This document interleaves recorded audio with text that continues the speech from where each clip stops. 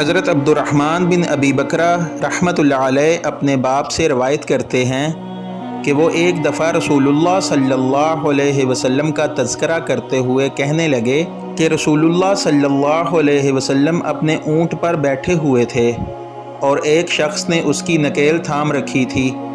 آپ صلی اللہ علیہ وسلم نے پوچھا، آج کون سا دن ہے؟ ہم خاموش رہے حتیٰ کہ ہم سمجھے کہ آج کے دن کا آپ کوئی دوسرا نام اس کے نام کے علاوہ تجویز فرمائیں گے۔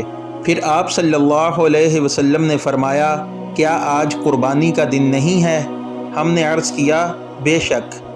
پھر آپ صلی اللہ علیہ وسلم نے فرمایا، یہ کون سا مہینہ ہے؟ ہم اس پر بھی خاموش رہے اور یہی سمجھے کہ اس مہینے کا بھی آپ صلی اللہ علیہ وسلم اس کے نام کے علاوہ کوئی دوسرا نام تجویز فرمائیں گے۔ پھر آپ صلی اللہ علیہ وسلم نے فرمایا، کیا یہ ذی الحج کا مہینہ نہیں ہے؟ ہم نے عرض کیا، بے شک۔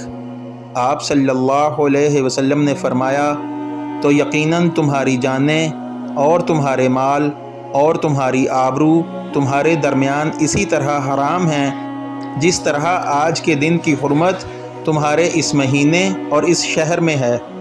پس جو شخص حاضر ہے اسے چاہیے کہ وہ غائب کو یہ بات پہنچا دے، کیونکہ ایسا ممکن ہے کہ جو شخص یہاں موجود ہے وہ ایسے شخص کو یہ خبر پہنچائے جو اس سے زیادہ حدیث کو یاد رکھنے والا ہو۔